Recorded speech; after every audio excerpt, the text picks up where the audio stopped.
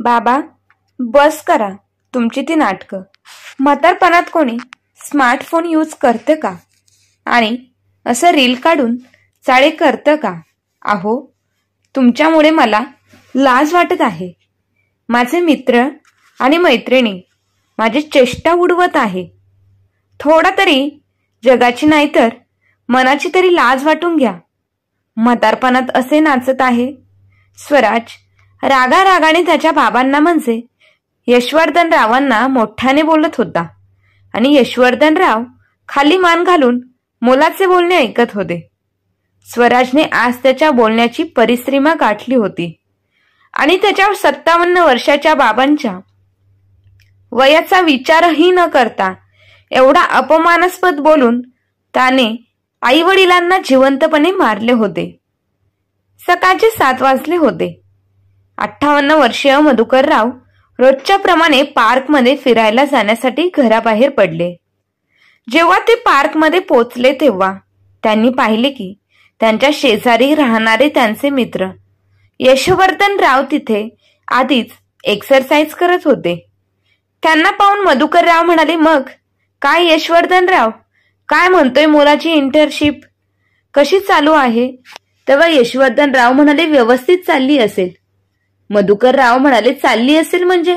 अरे, तुम्ही सर्वजण एकाच घरामध्ये राहता, मग तेवढे तर तुला माहीतच असेल ना? यशवर्धनराव म्हणाले, हो मित्रा, राहतो तर आम्ही एकाच घरात पण कोणास ठाऊक जसजशी मुले मोठी होतात तसतशी मुलं आई वडिलांपासून दूर का होतात कोणाला माहिती. त्यांना फक्त आपले मित्र चांगले वाटतात आणि त्यांचा मोबाईल. मधुकरराव म्हणाले, जेव्हा मुलांना वडिलांचं बोट यायला लागतात तेव्हा वडिलांनी मुलाला मुलगा म्हणून नाही तर एक मित्र म्हणून समजायला पाहिजे. यशवर्धनराव म्हणाले, मी तर त्याला खूप समजवण्याचा प्रयत्न करतो, पण त्याला कुठे त्याच्या आधुनिक जीवनापासून सवड कुठे मिळते. बोलता बोलता मधुकररावांनी घड्याळात पाहिलं तर ते म्हणाले, अरे बापरे, आज तर मला ऑफिसला जायचं लवकर होते. ठीक आहे यशवर्धन, मी निघतो, उद्या भेटू. असे बोलून मधुकरराव आपल्या घराकडे निघून गेले. काही वेळ फिरल्यानंतर यशवर्धनराव सुद्धा स्वतःच्या घरी परत आले. तोपर्यंत पेपर सुद्धा आला होता. नेहमीप्रमाणे त्यांनी पेपर उचलला आणि ते आपल्या आराम खुर्चीवरती बसून पेपर वाचू लागले. काही वेळ पेपर वाचल्यानंतर आपल्या दुकानावर जाण्यासाठी ते आंघोळ करून तयार झाले आणि त्यांच्या बायकोला शालिनीताई यांना चहा नाश्त्यासाठी डायनिंग टेबलवरती आवाज देऊन बोलवून घेतलं. तेवढ्यातच यशवर्धनराव म्हणाले, अगं 9:30 वाजले आहेत आणि तुझा लाडका मुलगा अजूनही उठला नाही. स्वराज, अरे स्वराज, सूर्य डोक्यावरती आला आहे, आज उठणार आहेस की नाही? यशवर्धनरावांनी आवाज दिला तेव्हा शालिनीताई म्हणाले, अहो तुम्हाला ठाऊक आहे ना, आजकालची मुले रात्री उशिरापर्यंत मोबाईल पाहण्यात एवढी व्यस्त असतात की त्यांना वेळेचे काहीच भान राहत नाही. याआधी तो वेळेवर झोपायचा, पण आता रात्रीचे 2 वाजले तरी तो मोबाईलला चिटकून असतो. मग रात्री उशिरा झोपल्यानंतर सकाळी लवकर कसा उठेल? यशवर्धनराव म्हणाले, ठीक आहे शालिनी, त्याच्या कामाच्या संदर्भात काहीतरी पाहत असेल मोबाईलवर. नाश्ता करताना यशवर्धनराव म्हणाले, बरं शालिनी, मला कपाटातील पासबुक आणि चेकबुक काढून दे. आज दुकानावर जाण्याआधी मी बँकेत जाईल. शालिनीताई म्हणाल्या, ठीक आहे, आधी तुम्ही चहा प्या, नाश्ता करा आणि हो, लाईट बिल सुद्धा भरायचे आहे. उद्या शेवटची तारीख आहे. जर उद्या लाईट बिल भरले नाही तर मग उगाचच विनाकारण 100 रुपयांचा दंड भरावा लागेल. अरे हो, 100 रुपयांवरून लक्षात आले, काल मधुकररावांसोबत बाजारात गेलो होतो ना, तेव्हा माझ्याकडे पैसे संपले होते. त्यामुळे मधुकररावांनी त्यांच्या मोबाईलमधून 100 रुपयांची ऑनलाईन पेमेंट केली होती. त्यामुळे त्याचे सुद्धा पैसे परत करायचे आहे. शालिनीताई म्हणाल्या, ठीक आहे, त्यांचे पैसे द्या, नाश्ता केल्यानंतर शालिनीताई बँकेचे पासबुक घेण्यासाठी त्यांच्या खोलीमध्ये गेल्या. तेव्हा त्यांचा मुलगा स्वराज त्याच्या खोलीतून बाहेर आला. त्याला पाहून यशवर्धनराव म्हणाले, गुड मॉर्निंग बेटा. पण त्यांच्या मुलाने म्हणजे स्वराजने काही सुद्धा उत्तर दिले नाही, कारण त्याने त्याच्या कानामध्ये इयरफोन लावले होते. फ्रीजमधून पाण्याची बॉटल काढून तो यशवर्धनरावांच्या शेजारच्या खुर्चीवरती बसला आणि मोबाईलमध्ये काहीतरी पाणी बघत पाणी प्यायला लागला. मोबाईलमध्ये सतत नोटिफिकेशन येत होते आणि स्वराज पूर्णपणे त्यामध्ये हरवून गेला होता, पूर्ण मग्न झाला होता.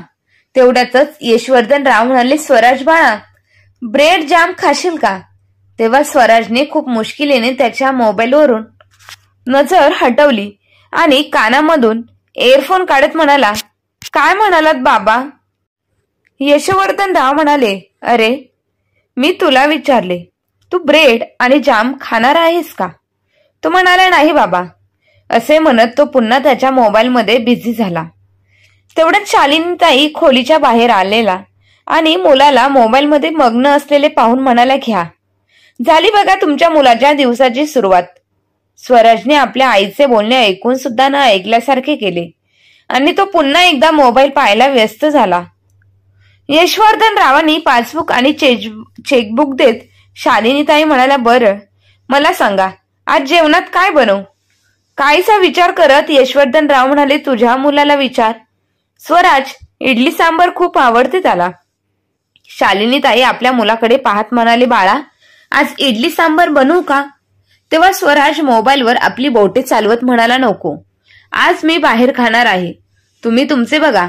तेव्हा यशवर्धनराव म्हणाले, ठीक आहे, काहीच प्रॉब्लेम नाही. शालिनी, मग तू मूग डाळीचा खिचडी भात बनव, मी दुकानावर निघतो.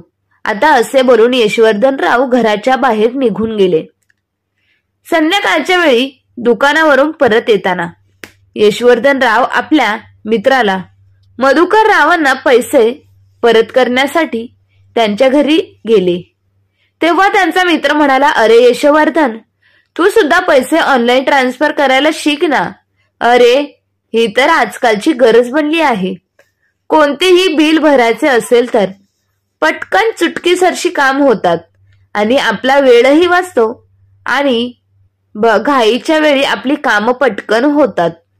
यशवर्धनराव म्हणाले, अरे नको बाबा, मला तर आपले ते पासबुक चेकबुक बरे आहे. त्या बहाण्याने थोडा वेळ का होईना बाहेर फिरणे आहे. यशवर्धनरावांचे या बोलण्यावर मधुकरराव म्हणाले, चल खोटारड्या, मला तर असं वाटते की तुला बँक कॅशियर आवडू लागली आहे. या गोष्टीवर दोघेही मित्र खूप हसू लागले. काही वेळानंतर दोघेही चहा पीत पीत गप्पा मारत बसले आणि मग यशवर्धनराव आपल्या घरी परत आले. तोपर्यंत 8 वाजले होते. घरी येत आहे आपल्या बायकोला म्हणाले, स्वराज घरी आला आहे का? शालिनीताई म्हणाल्या, नाही आला अजून. अरे हा अजून का नाही आला? 8 वाजायला आले आहेत. आपला मोबाईल काढून यशवर्धनरावांनी स्वराजला फोन लावला, पण पलीकडून काहीच उत्तर आले नाही. तेवढ्यातच त्यांच्या भाडेकरू यांचा मुलगा अमोल त्यांच्याकडे आला आणि यशवर्धनरावांना काळजीत असलेले पाहून अमोल म्हणाला, काय झालं अंकल, तुम्ही काळजीत का आहात? तेव्हा यशवर्धनराव म्हणाले, अरे मी बराच वेळ स्वराजला फोन लावतोय, पण तो काही फोन घेत नाही. जाताना हा मुलगा काही सांगून गेला नाही आणि आता मी फोन करते तर उचलतही नाही. अमोल हसत हसत म्हणाला, आजचं असं आहे होय. असे बोलून त्याने स्वतःच्या खिशातून मोबाईल काढला आणि मोबाईल पाहत म्हणाला, काका, 2 तासापूर्वी दादा रोज गार्डन मध्ये फिरत होता आणि आता 1 तासापूर्वी कोणत्या तरी मुलीसोबत कॉफी शॉप मध्ये कॉफी पित होता. यशवर्धनराव म्हणाले, काय, तुला कसे हे सर्व ठाऊक झाले? अमोल म्हणाला, अहो काका, हे तर सोशल मीडिया आहे ना, यामुळे सगळ्या गोष्टी ठाऊक होतात. कोणी कुठेही जाऊ दे, इथे पोस्ट सर्व काही करतात. यशवर्धनराव म्हणाले, बघू, दाखव बरं मला. अमोल म्हणाला, हे बघा काका, ही आहे फेसबुक. कोण कुठे फिरते, काय खाते, काय करतो, कुठे जातो, कोणासोबत आहे, कोणाचा बर्थडे कधी आहे, ह्या सर्व गोष्टी काही यामुळे ठाऊक होते. यशवर्धनराव दंग होऊन म्हणाले, अरे असे कसे होऊ शकते? तेवढ्यात अमोलच्या व्हॉट्सअपवर एक व्हॉइस मेसेज आला. त्याने तो ऐकला. त्याच्या बाबांचा आवाज होता. कुठे आहेस अमोल तू? अजूनही तुझा होमवर्क संपला नाहीस आणि न सांगता बाहेर का निघून गेलास? पटकन घरी ये. मग अमोल मेसेज केला की ठीक आहे बाबा, 5 मिनिटात येतो. काका आता मी निघतो हा, बाबा माझी वाट पाहत आहे. असं बोलून अमोल लगेच तिथून निघाला. पण यशवर्धनराव अजूनही आश्चर्यचकित होऊन तिथेच उभे होते. थोड्याच वेळात स्वराज घरी आला. त्यावेळेस यशवर्धनराव आणि शालिनी ताई यांचे रात्रीचे जेवण करत होते. तेव्हा त्याला पाहून यशवर्धनराव म्हणाले, अरे बाळा जेवायला ये. तो म्हणाला, नाही नको बाबा, मी खाऊन आलो आहे. यशवर्धनराव म्हणाले, अरे एक चपाती तर खा. रात्रीच्या वेळी असं उपाशी झोपणे बरं नाही. तुझ्या आईने एवढ्या प्रेमाने आणि कष्टाने जेवण बनवलं आहे. वडिलांनी हट्ट केला, त्यामुळे स्वराज डायनिंग टेबलवरती बसला. तेवढ्यात शालिनी ताईंची नाराज होऊन म्हणाल्या, कुठं गेला होतास तू दिवसभर? तो म्हणाला की मी स्टारबक्सला गेलो होतो. तेव्हा यशवर्धनराव म्हणाले, अरे हो, आणि तिथली कोल्ड कॉफी तर 1 नंबर असते. वडिलांचे बोलणे ऐकून स्वराज घाबरला आणि जेवण करता करता खोकू लागला. शालिनी ताई म्हणाल्या, भाजी कशी झाली आहे बाळा? यावर स्वराज काही बोलला नाही. तो पुन्हा त्याच्या मोबाईलमध्ये बिझी झाला. स्वराज कमीत कमी जेवण करताना तरी मोबाईल बाजूला ठेवत जा रे. शालिनी ताई रागाने म्हणाल्या, तू म्हणाली ग आई, माझे एक महत्वाचे काम होते. यशवर्धनराव म्हणाले, ठीक आहे शालिनी, त्याला जेवण करू दे. जेव्हा स्वराजने मोबाईल बाजूला ठेवला तेव्हा यशवर्धनराव म्हणाले, बाळा तुझी इंटर्नशिप कशी चालू आहे? शालिनी ताई म्हणायला, हो बाळा, आम्हाला लोक विचारतात तेव्हा आम्ही त्यांना काहीच सांगू शकत नाही. यावर स्वराज म्हणाला, आता काय सांगू तुम्हा दोघांना? डिजिटल मार्केटिंग बद्दल तुम्हाला काय समजणार आहे? अरे बाळा, पण तू आम्हाला कधी काही त्याबद्दल समजावलेच नाही तर आम्हाला तरी कसं माहित होईल? स्वराज म्हणाला, अहो बाबा, तुम्हाला समजावले तरी ते समजणार नाही. शालिनी ताई म्हणाले, आता यांच्याकडून ही सायकल ऐकायचं बाकी राहिलं होतं.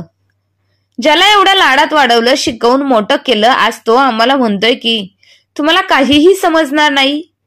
आईचे बोलणे ऐकून स्वराज नाराज होऊन जेवण अर्धवट सोडून त्याच्या खोलीत निघून गेला. तेव्हा यशवर्धनराव शालिनी ताईंना म्हणाले, अगं शालिनी, आता आपला मुलगा मोठा झाला आहे, त्याला जरा प्रेमाने बोलत जा, व्यवस्थित समजावत जा.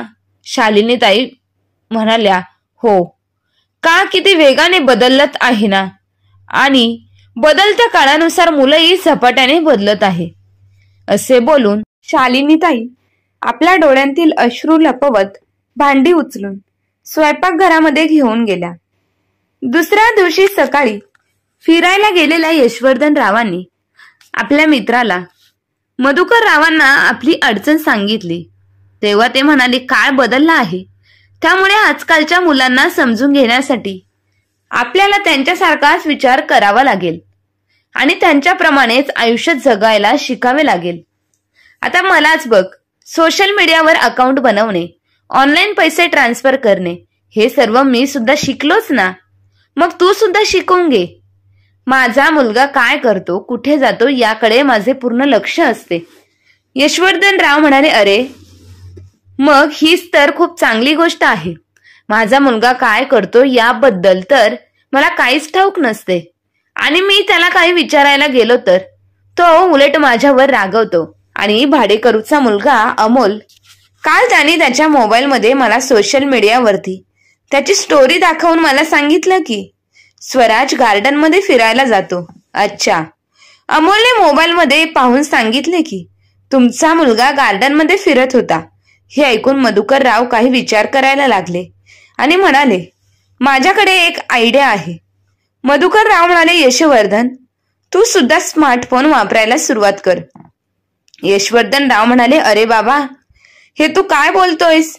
एक तर माझा मुलगा 24 तास त्याच्या मोबाईलमध्ये घुसलेला असतो, त्यामुळे माझी चिडचिड होते. आणि आता तू मला सल्ला देतो की तू सुद्धा स्मार्टफोन वापरण्याचा मूर्खपणा करावा. मुलाला फोनमधून बाहेर काढण्याऐवजी मी सुद्धा त्याच्यासारखं फोन घेऊन बसू का? मधुकर राव म्हणाले, नाही बाबा, मी असं कुठं म्हणालो की तू फोनमध्ये घुसून बस. जेवढी गरज असेल तेवढाच वापरायचा, पण स्मार्टफोनमुळे तू कमीत कमी तुझ्या मुलावरती नजर तरी ठेवू शकतोस ना. म्हणजे तो कुठं गेला आहे, कोणासोबत करत आहे काय, कुठे फिरत आहे, काय खात आहे, ह्या सगळ्या गोष्टींची तुला कल्पना राहील. यशवर्धन राव म्हणाले, तू बोलतोयस ते बरोबर आहे, पण एक प्रॉब्लेम आहे. माझा मोबाईल तर बटनाचा आहे आणि त्यासाठी मला स्मार्टफोन घ्यायला लागेल. मधुकर राव म्हणाले, मग त्यात काय एवढे मोठे आहे, बाजारात जाऊन आपण तुझ्यासाठी एक स्मार्टफोन खरेदी करू. यशवर्धन राव म्हणाले, ठीक आहे, आज संध्याकाळी जाऊया आपण. संध्याकाळी जाऊन दोन्ही मित्रांनी एक स्मार्टफोन खरेदी करून आणला. पण आता एक प्रॉब्लेम होता की यशवर्धन रावांना स्मार्टफोन वापरायला येत नव्हता आणि मुलाकडून शिकून घ्यायचे म्हणले तर मुलगा तर त्याच्याच दुनियेमध्ये व्यस्त होता. त्यामुळे त्यांनी आपल्या भाडेकरूंचा मुलगा अमोलला आवाज दिला आणि मोबाईल कसा चालू करतात, कसा वापरतात हे त्याच्याकडून शिकायला सुरुवात केली. त्याच्या मदतीने त्याने फेसबुक आयडी बनवली. पोस्ट कशी टाकतात, कसे अपडेट करतात, आलेली स्टोरी कशी चेक करायची, हे सर्व अमोलने त्यांना शिकवले. सोबतच अमोलने त्यांना व्हॉट्सअप कसे वापरायचे हे सुद्धा शिकवले. रविवारचा दिवस होता, त्यामुळे अमोलकडे शिकविण्यासाठी आणि यशवर्धन रावांकडे शिकण्यासाठी बराच वेळ होता. संध्याकाळी स्वराजने जेव्हा वडिलांच्या हातामध्ये स्मार्टफोन पाहिला तेव्हा तो चकित झाला आणि म्हणाला, बाबा, हा स्मार्टफोन तुमच्याकडे कसा आला? तेव्हा यशवंतराव म्हणाले, कुठून आला म्हणजे? हा माझा फोन आहे. स्वराज म्हणाला, म्हणजे तुम्हाला स्मार्टफोन वापरता येतो तर?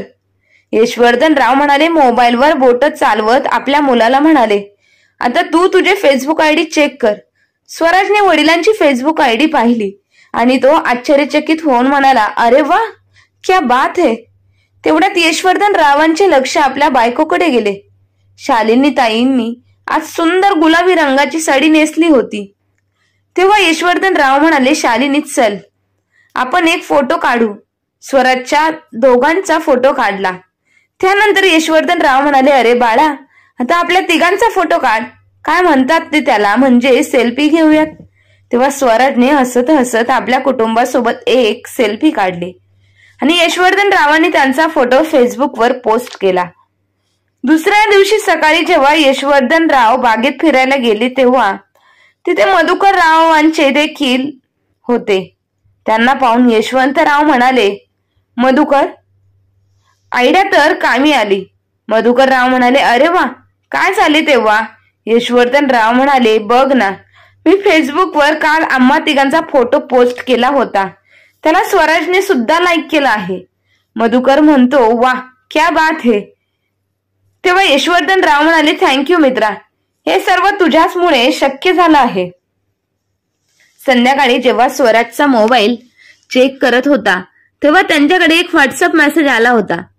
त्यामध्ये लिहिले होतं, स्वराज बेटा, आज मी घरी लवकर येणार आहे आणि आल्यावर मी आपल्या सर्वांसाठी मॅगी बनवणार आहे, त्यामुळे कुठे बाहेर जाऊ नकोस. मेसेज पाहून स्वराजच्या चेहऱ्यांवरती हसू आले आणि मग त्याने मेसेज केला, ठीक आहे बाबा, नाही जाणार. बोलल्याप्रमाणे यशवर्धन रावांनी घरी आल्यावर मॅगी बनवली आणि मग संध्याकाळी एकत्र ठिकाणी बसून मॅगी खाल्ली. सरिता ताई म्हणाली, मॅगी तर खूप छान झाली होती, पण आता काहीतरी गोड खाण्याची इच्छा होत आहे. तेव्हा यशवर्धन राव म्हणाले, त्यात काय एवढे, मी पटकन जाऊन जिलेबी घेऊन येतो. त्यांचे बोलणे ऐकून स्वराज म्हणाला, पण बाबा, जिलेबी आणायला बाहेर कशाला जायचे?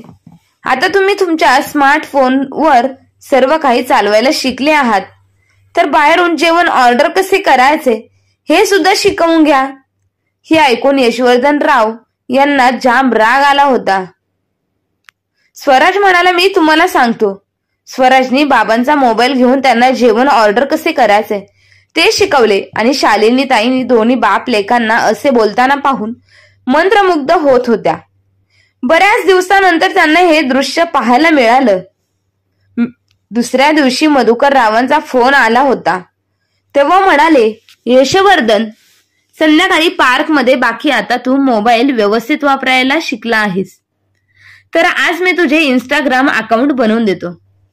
थोड्याच वेळात यशवर्धनराव पार्क मध्ये पोहोचले, जिथे मधुकर रावाने प्रोफाईल फोटो लावण्यासाठी यशवर्धनरावांचा एक मस्त फोटो काढला आणि म्हणाले, आता हे सांग की इंस्टाग्राम अकाउंट चे युजर नेम काय ठेवायचे. यशवर्धनराव म्हणाले, आणखी काय. मधुकर राव, अरे नाही मित्रा, युजर नेम काहीतरी चांगलं असायला पाहिजे, म्हणजे काहीतरी केव्हा तरी कूल युजर नेम सांग. यशवर्धनराव म्हणाले, बरं तुझं युजर नेम काय आहे. अरे माझे युजर नेम आहे जीना की भी बाकी हे आहे ना, अगदी माझ्या विचारांप्रमाणे. जिंदा दाल. तेव्हा यशवर्धनराव म्हणाले, अच्छा, मग माझे गिफ्ट शॉप आहे ना, त्यामुळे मी लोकांना आनंद वाटतो, त्यामुळे माझे युजर नेम असेल सांता क्लॉज. कसे वाटले. मधुकरराव म्हणाले, अरे खूप मस्त आणि हलके युजर नेम आहे. ते पुढे म्हणाले, आता आपण सर्वात आधी स्वराजला फॉलो करू. स्वराजने आपल्या वडिलांना इंस्टाग्रामवर पाहिले आणि तो आश्चर्यचकित झाला. सर्वात जास्त आश्चर्य त्याला तेव्हा वाटले जेव्हा त्याने त्यांची नजर युजर आयडी वरती पाहिली. सांता क्लॉज असे युजर नेम कोणी ठेवतं का. हे बघा बाबा, असे स्वराज मनातल्या मनात बडबडला आणि मग दुसऱ्या दिवशी प्रेझेंटेशनच्या तयारीला लागला. दुसऱ्या दिवशी स्वराज लाईव्ह व्हिडिओ कॉल मध्ये प्रेझेंटेशन देत होता. तेव्हा अचानक त्याच्या मोबाईलवर त्याच्या वडिलांचा फोन आला. फोन कट करून त्याने पुन्हा बोलायला सुरुवात केली. तेव्हा एक मेसेज सुद्धा आला. यशवर्धनराव सतत त्याला मेसेज करत होते आणि त्यामुळे स्वराजला डिस्टर्ब झाल्यामुळे सर्व काही विसरला. त्याचे प्रेझेंटेशन चांगले झाले नाही म्हणून त्याला त्याच्या बाबांचा राग येऊ लागला होता. संध्याकाळी जेव्हा मधुकरराव दुकानावरून घरी आले तेव्हा त्यांनी अमोलला मोबाईल समोर डान्स करताना पाहिले आणि विचारले, अमोल बेटा, हे तू काय करत आहेस. तेव्हा अमोल म्हणाला, काका काकी, मी रील बनवत आहे. हे काय सांगत आहेस. यशवर्धनराव यांनी विचारले असता अमोल हसायला लागला आणि त्याने रील बनवली. यशवर्धनराव यांना सांगितले आणि दोघांनी मिळून एक रील बनवली ज्यामध्ये दोघेही डान्स करत होते. यशवर्धनराव यांना खूप छान डान्स करता येत होता, त्यामुळे लोकांना ती रील खूप आवडायची. त्यामुळे खूप खुश होऊन दोघांनी आणखी एक रील बनवली. इकडे स्वराजने जेव्हा यशवर्धनरावांचा हा व्हिडिओ पाहिला तेव्हा त्याला भयंकर राग येऊ लागला. 2 मिनिटांनंतर स्वराज मित्र त्याला भेटायला घरी आले. काही वेळ गप्पा मारल्यानंतर जेव्हा ते जाऊ लागले तेव्हा यशवर्धनराव समोरून येताना दिसले. त्यांना पाहून स्वराजचा एक मित्र म्हणाला, काका, आम्ही तुम्हाला रील पाहतो का डान्स करता. हो, तुम्ही अगदी एखाद्या फिल्मी हिरोईनी प्रमाणेच आहेत आणि तुमचे युजर नेम सुद्धा खूप छान आहे ना, सांता क्लॉज. आणि पुढे लिहिलेला आहे, मी लोकांना आनंद वाटतो. हे तर खूपच छान आहे. जेव्हा मी स्वतःचे मित्र असे बोलत होते तेव्हा स्वराज आपल्या आईवडिलांकडे रागाने पाहत होता. त्याला मनातल्या मनात स्वतःच्या वडिलांची लाज वाटत होती. मित्र गेल्यानंतर जेव्हा स्वराज घरी आला तेव्हा यशवर्धनराव खूप खुश होऊन म्हणाले, अरे मला ठाऊकच नव्हते की रील कसे बनवायचे. अमोल सोबत मी सुद्धा माझ्या 1-2 रील बनवल्या. बऱ्याच लोकांनी लाईक केले, पण तू लाईक केले नाही. हे बोलताच स्वराज बाहेर पडला. म्हणाला, बस करा बाबा, कंटाळो आहे मी तुम्हाला आणि आणखी किती लाजवणार आहेत तुम्ही मला. कुठेतरी लहान अमोल आणि कुठे तुम्ही माझे मित्र. तुमचे कौतुक करण्याऐवजी तुमची चेष्टा करत होते. एवढे सुद्धा तुम्हाला समजत नाही का. तुमच्याचमुळे माझ्या मित्रांमध्ये माझा किती अपमान होतो. जेव्हा कधी मी एखादे काम करायला बसते तर त्यावेळेस तुमची एवढे मेसेज येतात की माझा फोकस संपतो.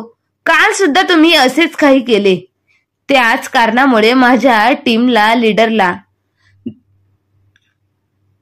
वाटत होते की माझ्या कामात लक्ष नाही. तुम्ही पूर्वीसारखी का राहत नाही बाबा? जेव्हापासून फोन तुमच्या हातात आला आहे तेव्हापासून तुमचे डोकेच फिरले आहे, ठिकाणावर नाहीत. मला तुमचे सगळे चाळे अजिबात आवडत नाही बाबा. त्यामुळे मला सर्वांसमोर तुम्हाला बाबा बोलण्याची सुद्धा लाज वाटायला लागली आहे. स्वराची रागामध्ये मोठमोठ्याने बोलत होता आणि यशवर्धनराव आणि शालिनीताई चकित होऊन त्याच्याकडे पाहत उभ्या होत्या. तेवढ्यात शालिनीताई रागाने म्हणाल्या, स्वराज, तुला ठाऊक, तुला काही लाज वाटते की नाही? अरे, कोणता मुलगा आपल्या वडिलांना अशा प्रकारे बोलतो? स्वराज म्हणाला, अगं आई, तू पाहिले नाही का माझे मित्र काय म्हणाले? सर्व जग बाबांबद्दल असा विचार करत आहे. घर बसल्या बाबा मला अपमानित करत आहे. त्याचे बोलणे ऐकून शालिनीताईंना भयंकर राग आला आणि त्या म्हणाल्या, बस कर स्वराज, खूप झाले तुझे. बाबा जे काही करत आहे ते याला फक्त तू आणि तूच जबाबदार आहे. तुला काय वाटते, यांना मोबाईलची आवड होती? स्वराज म्हणाला, अगं आई, आवड नाही तर आणखी काय आहे? सोशल मीडियावर उगाच कसल्याही पोस्ट टाकत असताना बिना कामाचे मेसेज पाठवतात. मला सांग, घरातल्या घरात कोण कोणाला मेसेज करतं का? व्हिडिओ कॉल करतं का? अगं हे तर जाऊ दे, आजकाल लहान मुलांसोबत रील बनवायला लागले आहेत हे. बाबा, काहीतरी लाज वाटू द्या. अहो, तुम्हाला तरी तुमच्या वयाचा विचार करा. तेवढ्यात शालिनीताई म्हणाल्या, अच्छा, मग तू कधी विचार केला आहे का तुझ्या वडिलांचा? तू तर तुझ्या दुनियेत इतका व्यस्त आहेस की तुला तर इतर कोणाची पर्वाही नाही. जरा विचार करून सांग, तेव्हापासून हा फोन तुझ्याकडे आला आहे, तू कधी आमच्या जवळ 2 मिनिटे येऊन बसला तरी, बोलला तरी आहे का? तू सांग बरं, शेवटच्या कधी आमच्या तब्येतीची विचारपूस केली होती? किंवा तुझ्याबद्दल आम्हालाच काही सांगितले होते? अरे, तू कधी आम्हाला हे तरी सांगितले आहे का? आई बाबा, तुम्ही जेवलात का? आणि आज तू तुझ्या वडिलांना ऐकवलं आहे की तुम्ही पूर्वीसारखे नाही म्हणून? आधी स्वतःला विचार, तू पूर्वीसारखा राहिला आहे का? दिवसभरात कितीतरी वेळा आम्ही तुला फोन करतो, पण तू कधी स्वतःहून आम्हाला फोन केला का? आई, काळजी करू नकोस, मी यावेळी येईल म्हणून. तुझ्या आयुष्यात काय चालू आहे हे आम्हाला सांगण्याची तुला सुद्धा गरज वाटत नाही. त्यामुळे विचार केला की त्याला मेसेजच्या मार्फत का होईना कमीत कमी आपल्या मुलाची थोडीसे बोलणे तरी होईल. मान्यता आहे, काळासोबत बदलणे गरजेचे आहे, पण आपल्या आईवडिलांचा थोडा तरी विचार कर. आम्हालाही तुझ्याशी बोलायचे वाटते, तुझ्यावर प्रेम करावेसे वाटते, आमच्या मनात काय आहे ते तुला सांगावेसे वाटते. तुझ्या आईवडिलांनी तुझ्याकडे थोडासा वेळ तर मागितला होता ना. आज शालिनीताईंनी रागामध्ये खूप काही बोलून त्यांचे मन हलके केले होते. तेव्हा स्वराज पाय आपटत रागाने त्याच्या खोलीत निघून गेला. यशवर्धनराव अजूनही शांत बसले होते. त्यांनी खिशातून मोबाईल काढून बाजूला ठेवला आणि निराश होऊन खोलीत जाऊन झोपले. तिकडे आपल्या खोलीत बसलेला स्वराज जुन्या आठवणींमध्ये हरवला होता की कसे लहानपणी त्याचे आई बाबा त्याचे लाड करत होते. जेव्हा त्याचे बाबा दुकानातून परत यायचे तेव्हा तो त्यांना दिवसभर त्यांनी काय काय केले आणि काय काय नाही सर्व सांगत होता. आणि त्याचे बाबा सुद्धा खूप लक्षपूर्वक त्याचे एक एक बोलणे ऐकायचे. थोडासा वेळ मिळाला तेव्हा तो आपल्या वडिलांसोबत लुडो किंवा कॅरम खेळायला बसायचा. कुठे गेले ते दिवस? शेवटी या परिस्थितीला तूच जबाबदार होता. हा विचार करून स्वराजला आपल्या वागणुकीची लाज वाटू लागली. दुसऱ्या दिवशी सकाळी स्वराज आपल्या खोलीतून बाहेर आला आणि नेहमीप्रमाणेच यशवर्धनराव पेपर वाचत होते आणि शालिनीताई भाजी चिरत होत्या. स्वराजने मोबाईल बाजूला ठेवला आणि त्याला काहीतरी बोलायचं होतं म्हणून आई बाबांकडे पाहिला आणि म्हणाला, good morning I. Good morning बाबा. पण त्या दोघांनी काही सुद्धा उत्तर दिले नाही. त्यानंतर आपल्या आई वडिलांना खाली मान घालून चमत्कार करत म्हणाला, बाबा, मी काल तुमच्याशी जे काही वागलो त्यासाठी मला तुमची माफी मागायची आहे. कधीच उत्तर माझी आहे असे बोलून स्वराजने आपले दोन्ही कान पकडून उभा राहिला. यशवर्धनराव आणि शालिनीताईंच्या डोळ्यांतून पाणी आले आणि त्यांनी स्वराजला मिठी मारली. तो म्हणाला, आई, आज नाश्ता मी बनवेल आणि तुम्ही दोघांनी खाऊन सांगा की मी नाश्ता कसा बनवला आहे ते. एवढे बोलून स्वराज किचनमध्ये निघून गेला. आज यशवर्धनराव आणि शालिनीताईंचे घर पूर्वीप्रमाणे गजबजले होते. स्वराजने पटकन पोहे बनवले तेव्हा सर्वांनी एकत्र बसून पोहे खाल्ले. तेवढ्यात अमोल धावत यशवर्धनरावांकडे आला मिळून दोघांनी आणि म्हणाला, हे बघा काका, आपण दोघांनी मिळून जी रील बनवली होती त्याला आजपर्यंत 5 मिलियन लोकांनी पाहिले आहे. आणि तुम्हाला ठाऊक आहे का काका, तुमचे 3 लाख फॉलोअर्स झाले आहेत. हे ऐकून यशवर्धनराव आणि शालिनीताई तर आश्चर्यचकित झाले. आणि स्वराज असून कधी आपल्या वडिलांकडे पाहत नव्हता तर कधी त्याच्या मोबाईलकडे पाहत होता. पाहता पाहता यशवर्धनराव हे खूपच फेमस झाले आणि त्यांचे फॅन सुद्धा खूप वाढले होते. तर मित्र आणि मैत्रिणींनो, तरुण मुलांप्रमाणेच त्यांच्या पालकांनी स्मार्टफोन वापरावा का आणि सोशल मीडियावरती राहून आपल्या मुलांवरती लक्ष द्यावे का, याबद्दल तुमचं काय मत आहे हे कमेंट करून नक्की कळवा. आणि कथा आवडली असेल तर आपल्या चॅनलला लाईक, शेअर, सबस्क्राईब नक्की करा. धन्यवाद.